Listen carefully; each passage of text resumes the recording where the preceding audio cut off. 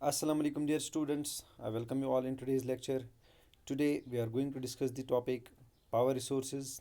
This is the topic taken from the chapter Mineral and Power Resources. In our last lectures, we have discussed about minerals, their distribution and conservation. Now, let us try to understand power resources. As you know, power or energy that's most important for our lives.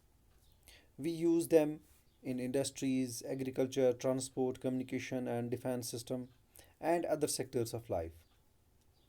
But the power resources are generally classified or categorized into conventional and non conventional resources.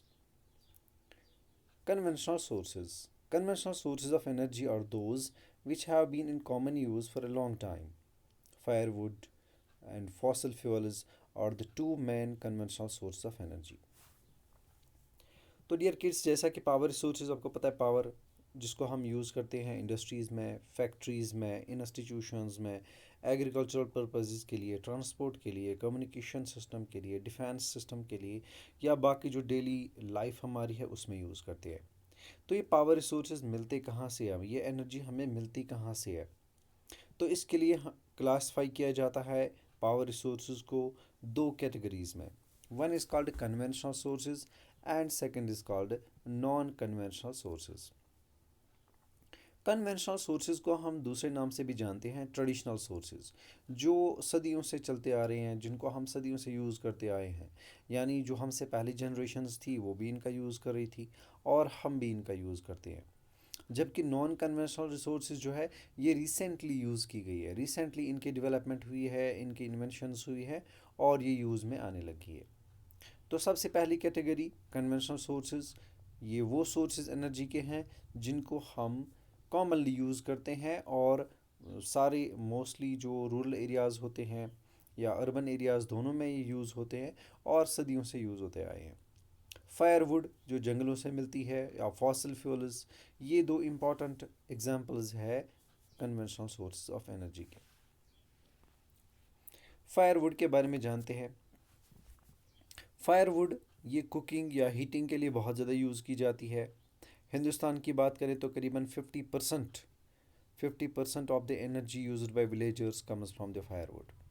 तो villagers, जैसा मैंने पहले ही बोला, rural areas में जहाँ पे agriculture land भी बहुत होती है और जहाँ पे ट्रीज़ या प्लांट्स की क्वांटिटी भी अच्छी खासी होती है, क्योंकि विलेजेस या कंट्री साइड एरियाज़ वहाँ पे ज़्यादातर ट्रीज़ होते हैं या ज़्यादातर यहाँ पे एग्रीकल्चरल एक्टिविटीज़ होती है, इस वजह से फायरवुड की पॉसिबिलिटी ज़्यादा होती है.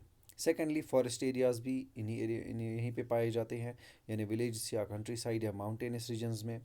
तो इस वजह से ज़्यादातर जो विलेजर्स, हिंदुस्तान की बात करें तो 50% विलेजर्स इस वक्त भी फायरवुड का इस्तेमाल करते हैं. तो remains of plants and animals which were buried under the earth for millions of years got converted by the heat and pressure into fossil fuels. दूसरी कैटेगरी हमने बात की थी फॉसल फ्यूल्स. ये असल में डेड एंड डिकेड प्लांट्स के parts होते हैं, या प्लांट्स के या एनिमल्स दोनों के पार्ट्स होते हैं, जो मिलियंस ऑफ ईयर्स की ज़मीन के नीचे रहे और कन्वर्ट हो गए प्रेशर और हीट की वजह से इनटू फॉसल फ्यूल्स. तो fossil fuel such as coal, petroleum, natural gas, ये बहुत इंपॉर्टेंट सोर्सेज हैं कन्वेंशनल सोर्स ऑफ एनर्जी के, या हम कहेंगे these are other examples of conventional source of energy. The reserves of these minerals are limited. As you know, coal, petroleum, natural gas ये बहुत limited है, इनको बनने में टाइम लगता है, मिलियंस ऑफ ईयर्स लगते हैं. तो हम इनको जितना ज़्यादा एग्जॉस्ट करेंगे, जितना ज़्यादा एक्सप्लॉइट करेंगे, जितना ज़्यादा यूटिलाइज करेंगे, उतना ही ये रिसोर्सेज कम होंगे और इनकी जो क्वांटिटी है वो लिमिटेड है. जैसे अगर बात करेंगे सन और कोल की, एज यू नो सनलाइट कभी ख़त्म नहीं होती है. तो सनलाइट हमें रोज़ मिलती है, कितनी भी यूटिलाइज़ करो, कितनी भी यूज़ करो, वो बहुत अवेलेबल है. लेकिन अगर उसके अगेंस्ट में हम कोल को यूज़ करेंगे या पेट्रोलियम को यूज़ करेंगे, तो एक पॉइंट आएगा, एक टाइम आएगा जब ये ख़त्म होगा. तो इसीलिए हम इनको बोलते हैं लिमिटेड रिसोर्सेज. इनको दूसरी टर्म भी कहते हैं एग्जॉस्टेबल रिसोर्सेज, क्योंकि ये एक दिन एग्जॉस्ट हो सकते हैं और एक इंसान अपनी ज़िंदगी में कोल, पेट्रोलियम या नेचुरल गैस को बनते हुए फ़िलहाल तो नहीं देख सकता, क्योंकि इनको बनने में लगते हैं millions of years. The rate at which the growing world population is consuming them is far greater than the rate of their formation. जैसे मैंने पहले ही कहा, जितनी तेज़ी से हम इनको यूटिलाइज़ करते हैं, यूज़ करते हैं, एग्जॉस्ट करते हैं, एक्सप्लॉइट करते हैं, उतनी तेज़ी से बनते नहीं हैं। इनको बनने में ज़्यादा टाइम लगता है as compared to the use of these minerals. यानी हम जितनी तेज़ी से इनको खर्च कर रहे हैं, इस्तेमाल कर रहे हैं, उतनी तेज़ी से ये बनते नहीं हैं। तो एक दिन आ सकता है जब ये होंगे एग्जॉस्ट, ख़त्म। फायरवुड की यहाँ पे आपके सामने फ़ोटोग्राफ है, आप देख सकते हैं। वैसे यूज़ तो हम सभी करते हैं, तो सटल जो नहीं जानते फायरवुड कैसी होती हैं, तो उनके लिए पिक्चर है। इसके बाद हमारे पास है कोल। कोल की बात करें तो कोल जो है ये ज़्यादा यूज़ किया जाता है ऑल ओवर द वर्ल्ड, क्योंकि इससे चलती है बहुत सी फैक्ट्रीज़, इससे चलते हैं रेलवे सिस्टम। जो पहले रेलवेज़ बनती थी वो ज़्यादातर इसी पे चलती थी। चलिए जानते हैं थोड़ा सा और कोल के बारे में। It is used as a domestic fuel in industries such as iron and steel, steam engines and to generate electricity.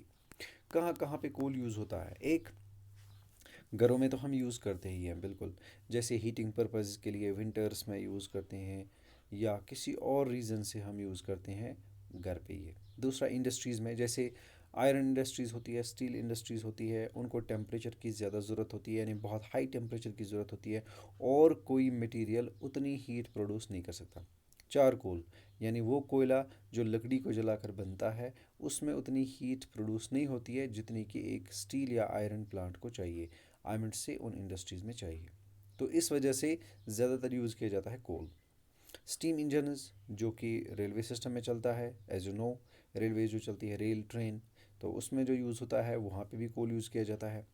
कहीं कहीं पे जहाँ पे इलेक्ट्रिसिटी की प्रॉब्लम है, तो इलेक्ट्रिसिटी जनरेट की जाती है इसी हीट से जो मिलती है कोल से, यानी कोल को जलाकर जो हीट मिलती है उससे जनरेट होती है इलेक्ट्रिसिटी, और उसको हम कहते हैं थर्मल एनर्जी। तो electricity from coal is called thermal power, जैसे मैंने पहले भी कहा। The coal which we are using today was formed millions of years ago when gate ferns and swamps got buried under the layers of earth. Coal is therefore referred as the buried sunshine. जैसे मैंने पहले भी कहा, कोल को बनने में millions of years लगते हैं। जब भी कोई प्लांट या कोई लिविंग बींग डेड हो जाता है, उसके बाद वो ज़मीन के अंदर धंस जाता है, और मिलियंस ऑफ ईयर्स लगते हैं इसको, और उसके बाद प्रेशर और हीट की वजह से कन्वर्ट होता है इनटू आ फॉसिल फ्यूल। इसीलिए इसको कहते हैं बरीड सनशाइन, क्योंकि ज़मीन के अंदर होती है, और इसलिए इसका नाम भी पड़ गया है बरीड सनशाइन। सबसे ज़्यादा कोल कहाँ पे पाया जाता है वर्ल्ड में? China, USA, Germany, Russia, south Africa and France. ये लीडिंग प्रोड्यूसर्स है दुनिया में जहाँ पे सबसे ज़्यादा कोल प्रोड्यूस किया जाता है। अब अगर इंडिया की बात करें तो कहाँ पे सबसे ज़्यादा मिलता है? इंडिया के कौन से स्टेट्स में ये कोल ज़्यादा प्रोड्यूस होता है? तो रानीगंज है, झारिया है, धनबाद है, और बोकारो, ये झारखंड में, जो झारखंड स्टेट है, जो कभी बिहार का पार्ट हुआ करता था, अब सेपरेट स्टेट है, तो वहाँ पे प्रोड्यूस किया जाता है कोल।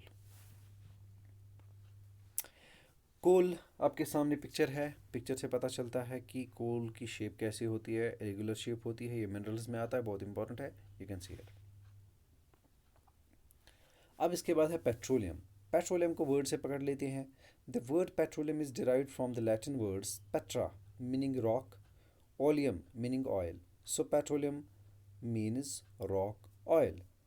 अगर पेट्रोलियम को वर्ड से पकड़ेंगे तो ये दो वर्ड से बना है। एक तो है पेट्रा, दोनों लैटिन वर्ड्स है। एक है पेट्रा जिसका मतलब होता है रॉक, ओलियम का मीन्स होता है ऑयल, यानी वो ऑयल जो रॉक से प्रोड्यूस होता है। So we can say it is rock oil. So the petrol that keeps your car running as well as the oil that keeps your cycle from squeaking both begin as a thick black liquid called as petroleum. तो जैसा कि हम जानते हैं, हमारी car हो या passenger गाड़ी हो या कोई भी व्हीकल हो, वो चलता है पेट्रोल या डीजल पे, या फिर अगर हमारी साइकिल की बात है तो उसमें जो ग्रीस या लिब्रिकेंट्स लगते हैं वो भी इसी से आते हैं, तो पेट्रोलियम से ही मिलता है। It is found between the layer of rocks and is drilled from oil fields located in offshores and coastal areas. जैसे मैंने ड्रिलिंग मेथड हमने पहले भी पढ़ा, ड्रिलिंग में एक मशीन डाली जाती है, चेक किया जाता है कहाँ पे पेट्रोलियम है और फिर उसको वहाँ से निकाला जाता है ड्रिल के ज़रिए। ख़ास तौर पे ऑफशोर एरियाज़ में या कोस्टल एरियाज़ में, ये वो एरियाज़ कहलाते हैं जहाँ पे जो समंदर के नज़दीक हों। कोस्टल एरियाज़ वहाँ पे होते हैं जहाँ पे समंदर के नज़दीक हों। जैसे गुजरात में कोस्टल एरियाज़ है, यानी वहाँ पे समंदर है उसकी वजह से।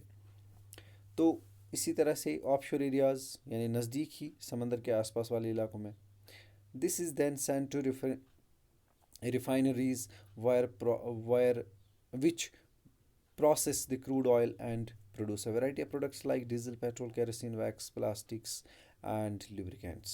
Obviously जब ये प्रोड्यूस किया जाता है, निकाला जाता है ज़मीन के अंदर से, रॉक्स के बीच में से निकाला जाता है, फिर इसको भेजा जाता है रिफाइनरीज़ में, जहाँ पे इसको सेपरेट किया जाता है अलग अलग कैटेगरीज़ में। इससे निकाला जाता है अलग diesel, petrol, kerosene, wax, plastics और लिब्रिकेंट्स। ये सारी चीज़ें निकलती हैं पेट्रोलियम से and these are called products of petroleum. Petroleum and its derivatives are called as black gold as they are very available. Black इसलिए क्योंकि इसका कलर इनिशियल स्टेज पे ब्लैक होता है, यानी जब क्रूड ऑयल मिलता है। गोल्ड इसलिए क्योंकि ये काफ़ी महंगा है, दुनिया में जो लिक्विड इसमें सबसे यही महंगा पाया जाता है, इसलिए इसको ब्लैक गोल्ड कहते हैं। सबसे ज़्यादा प्रोड्यूस करने वाली कंट्रीज़, पेट्रोलियम प्रोड्यूस करने वाली कंट्रीज़ में से ईरान, इराक है, सऊदी अरबिया एंड कतार, ये काफ़ी मशहूर कंट्रीज़ है जहाँ से सबसे ज़्यादा ये पेट्रोलियम निकलता है। तो जो बाकी प्रोड्यूसर्स है, मेजर प्रोड्यूसर्स, वो उनमें से यूएसए है, रशिया है, वेनेजुला है और अल्जीरिया है। लीडिंग प्रोड्यूसर अगर हिंदुस्तान की बात करें तो यह है डिगबॉय इन आसाम, बॉम्बे, दोनों high in Mumbai and deltas of Krishna and Godavari reverse. तो ये काफ़ी लीडिंग प्रोड्यूसर्स है हिंदुस्तान के स्टेट्स में जहाँ पे मिलता है पेट्रोलियम। इनमें मैंने बोला डिगबॉय इन आसाम में, बॉम्बे यानी जिसको आज मुंबई कहते हैं, हाई मुंबई है यानी मुंबई के दो पार्ट्स है, हाई एंड लो मुंबई, उनमें से हाई मुंबई में ज़्यादा पाया जाता है। And the deltas of Krishna, delta हम बोलते हैं ट्रायंगुलर शेप जहाँ पे जो तीन रिवर्स है या कोई ऐसी लैंड जो तीनों साइड से रिवर्स की वजह से गिरी हो, यानी तीन रिवर्स जब फ्लो होते हैं किसी ज़मीन के यहाँ और ट्रायंगल शेप बना दें, दैट्स कॉल्ड डेल्टास। तो कृष्णा और गोदावरी वहाँ पे दो रिवर्स मशहूर है, और जहाँ पे भी ये पाया जाता है तो वहाँ पे मोस्टली जो पेट्रोलियम है वो एरियाज़, वहाँ पे रिफाइनरीज भी इस्टेब्लिश की जाती है अगर पॉसिबिलिटी हो। सारे जो चीज़ें हैं जिनकी ज़रूरत होती है पेट्रोलियम को सेपरेट करने में, डेरिवेटिव्स निकालने में, तो मोस्टली वहाँ पे रिफाइनरीज भी बनाई जाती है, इसीलिए मुंबई में बनाई गई है। तो पेट्रोलियम क्रूड ऑयल मैंने यहाँ पे दिखा दिया है आप लोगों को, आप देख सकते हैं क्रूड ऑयल कैसा होता है। तो इसके बाद हमारे पास है नेचुरल गैस। नेचुरल गैस को जानने की कोशिश करेंगे। It is compressed natural gas, CNG, is a popular eco friendly automobile fuel as it causes less pollution than petroleum and the diesel. अगर पेट्रोलियम डीजल की बात करें, पेट्रोल या डीजल की बात करें, तो उससे बहुत ज़्यादा पोल्यूशन निकलता है, जो धुआं निकलता है कार्बन मोनोऑक्साइड। तो उसके बदले में, उसके अगेंस्ट में नेचुरल गैस, जिसको कंप्रेस्ड नेचुरल गैस भी कहते हैं, सीएनजी, इसमें ज़्यादा पोल्यूशन नहीं होता, इसी वजह से ऑटोमोबाइल्स में ज़्यादा यूज़ किया जाता है आज मॉडर्न जो टेक्नोलॉजी है। तो जानते हैं ये नेचुरल गैस बनता कैसे और कहाँ पे है। Natural gas is found with petroleum deposits and is released when crude oil is brought to the surface. Obviously जहाँ पे भी पेट्रोलियम होता है वहीं पे ये नेचुरल गैस भी मिलता है। जैसे ही पेट्रोलियम को बाहर निकाला जाता है उसके बाद जो क्रूड ऑयल है, क्रूड ऑयल उसको जब ऊपर लाया जाता है तो वहाँ से जो गैस है वो निकल आता है बाहर, और उस गैस को हम बोलते हैं natural gas. It can be used as domestic and industrial fuel, दोनों जगहों पे यूज़ हो सकता है, घर में भी और industrially. Russia, Norway, UK and Netherlands are the major producers of natural gas. Natural gas सबसे ज़्यादा पाया जाता है रशिया में, नॉर्वे में, यूके में, नीदरलैंड्स में। इसके अलावा हिंदुस्तान की बात करें तो जैसलमेर है, राजस्थान एरिया, कृष्णा गोदावरी डेल्टा जो अभी हमने थोड़ी देर पहले बात की, Tripura and some areas of shore in Mumbai have natural gas resources. तो जैसा ये पहले ही कहा कि जहाँ पे भी पेट्रोलियम अवेलेबल होता है वहीं पे ये नेचुरल गैस भी पाया जाता है। तो थोड़ी देर पहले हमने पेट्रोलियम के बारे में जाना, तो कृष्णा गोदावरी बेल्ट या मुंबई के बारे में हमने जाना, वहाँ पे मिलता है। तो यहाँ पे सिर्फ त्रिपुरा थोड़ा सा एक्स्ट्रा आ गया, रेस्ट वही एरियाज़ है जहाँ पे हिंदुस्तान में पेट्रोलियम मिलता है। Very few countries in the world have sufficient natural gas reserves of their own. The sharp increase in our consumption of fossil fuels has led to their depletion at an alarming rate. The toxic pollutants released from burning these fuels are also a cause for concern.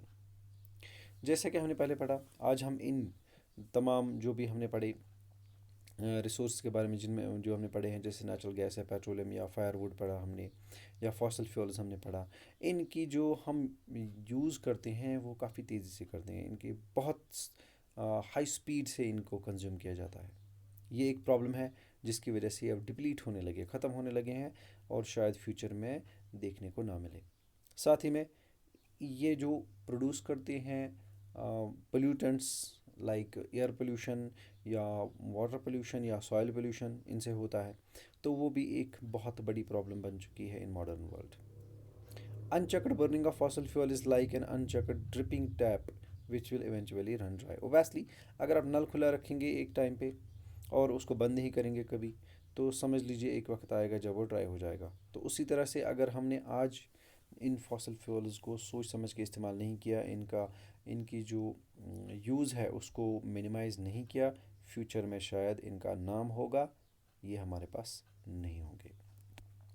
So this has led to the tapping of various non-conventional sources of energy that are cleaner alternative to fossil fuels.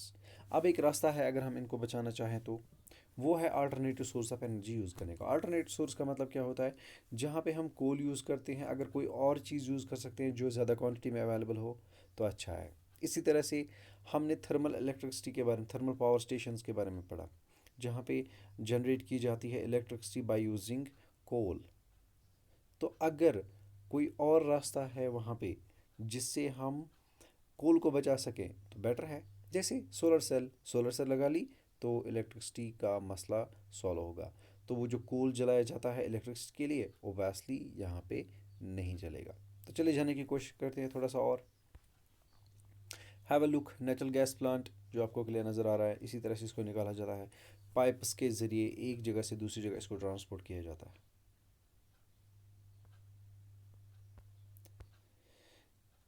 Hydel power, इसको जानने की कोशिश करेंगे इंशाल्लाह next session में। तब तक के लिए अल्लाह हाफिज़, हैव अ नाइस डे।